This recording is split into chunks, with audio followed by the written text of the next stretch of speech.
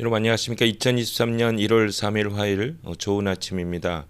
오늘 매일 한절 큐티 본문 말씀은 민수기 3장 1절부터 13절까지 말씀입니다. 어미하신 하나님 가까이. 제목이 좀 어렵네요. 하나님과 가까이 이렇게 하면 되겠습니다. 본문 말씀을 요약을 하면 하나님은 이스라엘의 군대를 조직하고 진영의 배치와 행군 순서를 지시하신 후 회막 주변에 머물며 회막에서 일하는 제사장과 레위인의 조직을 가르칩니다입니다. 오늘 제가 묵상하는 큐티는 한 절입니다. 민수기 3장 2절. 그의 아들, 이게 이제 아론의 아들이거든요. 아론의 아들은 장남인 나답과 그리고 아비후, 엘르아살, 이다말이었다입니다. 레위인이 전부 제사장이 되는 게 아니고요. 아론의 자손들만 제사장이 됩니다. 나머지 레위인들은 그 제사장을 도와서 성막을 관리한다거나 예배를 드린다거나 말씀을 가르친다거나 이제 이런 일들을 다른 레위인이 합니다. 그러니까 아론의 자손들이 이제 대표급이고 나머지 분들은 이제 보조하면서 이제 하는 거죠.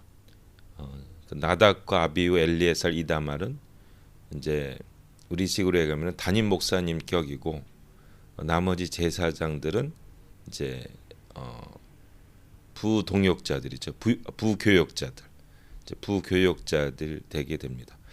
이 내용을 민수기에서 이렇게 굉장히 많이 지금 3장에서 쭉 얘기를 합니다. 그리고 민수기가 곳곳마다 보면 그 율법이나 제사제도 이런 것들, 레위기에서 놓쳤던 것들, 이런 것들이 보조적으로 보충적으로 계속 이렇게 들어가고 있습니다. 그래서 민수기를 보면 이게 수를 세는 어떤 군대 수를 세는 것 같으면서도 그 이렇게 막 살을 다 붙이는 그게 이제 뼈대라고 생각하면 수를 세는 게 뼈대로 생각하면 그 살을 붙이는 그런 모든 것들이 다 레위인들을 중심으로 한 제사제도, 그 다음에 어떻게 먹을 것인가, 이게 모든 어떤 레위기에 그 잘 드러나지 않았던 것, 설명이 불충분했던 것들을 곳곳에 이렇게 다 살을 붙여놓은 책이 바로 민수기예요. 그래서 어떤 분은 이 민수기를 율법책이라고 합니다. 율법책. 이건 율법책이다. 레위기 그러니까 27장에서 하지 못했던 것을 다 보충적으로 했던 율법책이다. 이렇게 얘기를 합니다. 신기하지 않습니까?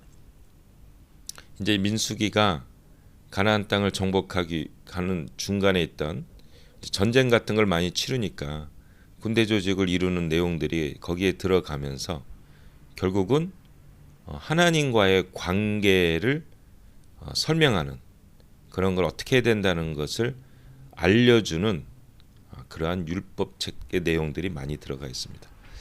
저는 의미가 있다라고 생각합니다. 우리가 삶을 살면서 어떤 때는 이분법적으로 주일날만 교회 가고 일주일에 한 번만 교회 가고 나머지 6일은 내 마음대로 산다. 이렇게 우리가 생각할 수 있지 않겠습니까? 그래서 일주일에 한 번만 교회 가는.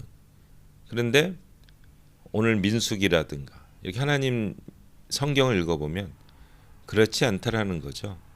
모든 한순간 한순간마다 하나님과 교제하고 동행하고 하나님의 인도하심을 받고 하나님을 경외하는 삶을 살기를 원하는 그런 하나님의 마음이 들어가 있습니다. 오늘 제가 묵상하는 큐티 한 절, 3장 2절. 그의 아들은 장남인 나답과 아비후, 엘르아살, 이다말이었다.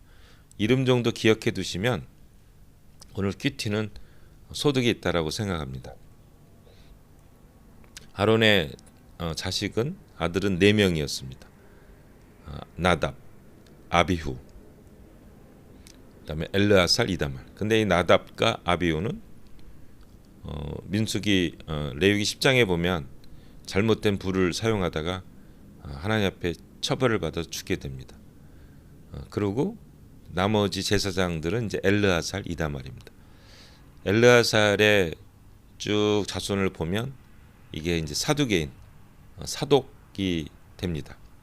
이다말은 엘리 선지자 쪽이에요. 그래 나중에 이제 결국은 제사장 거기서 이제 쫓겨나게 되죠. 이다말.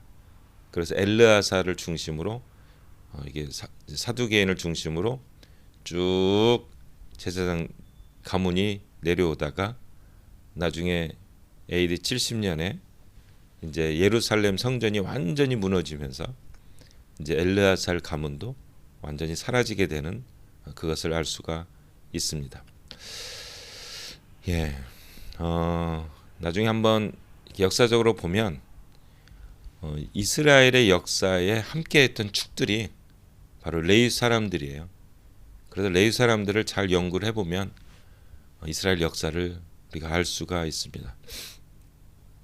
축복받은 자리이지만 잘못하면 또 가장 먼저 하나님 앞에 처벌을 받는, 심판을 받는 그런 족속들이 바로 레위 족속들이었습니다.